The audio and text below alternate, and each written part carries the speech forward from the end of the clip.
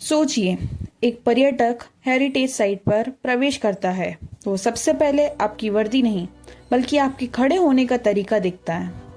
आपका व्यवहार, body language और डिसिप्लिन की उसकी पहली राय बनाता है।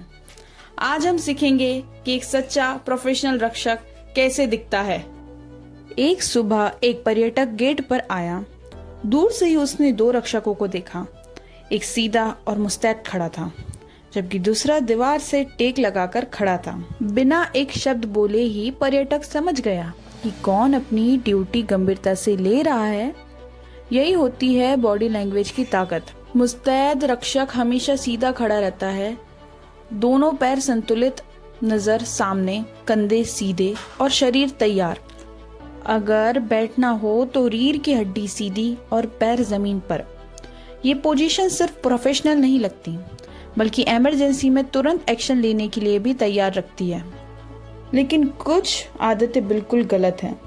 दीवार का सहारा लेकर खड़ा रहना, जेब में हाथ डालकर या हाथ बांधकर खड़े रहना, ये सब संकेत देता है कि आप सुस्त, घमंडी, ये बात करने में रुचि नहीं रखते हो। एक रक्षक को हमेशा अप्रोचेबल और अलर्ट दिखना चाहिए। अब हम बात करते हैं ड्यूटी के सबसे बड़े दुश्मन की, मोबाइल फोन।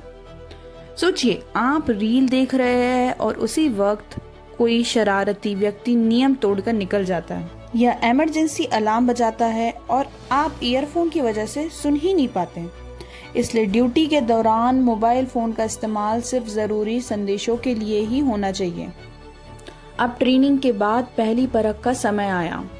क्या आपको याद है कि अतिथि देवो भवो का असली मतलब क्या है? पहले 5 सेकंड में पर्यटक का स्वागत कैसे करना चाहिए और रास्ता दिखाने का सबसे शिस्त तरीका क्या है?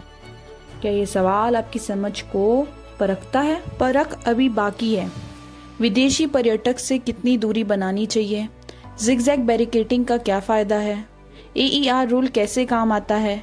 और ईयरफोन ड्यूटी के दौरान क्यों प्रतिबंधित है? एक कुशल रक्षक को सबका जवाब पता होना चाहिए। अब स्कोर देखने का समय है। अगर आपके 10 में से 10 जवाब सही है तो आप एक आदर्श रक्षक बनने की दिशा में हैं। 8 या 9 सही है तो बहुत अच्छा है, और अगर स्कोर कम है तो सीखने और सुधरने का मौका अभी है।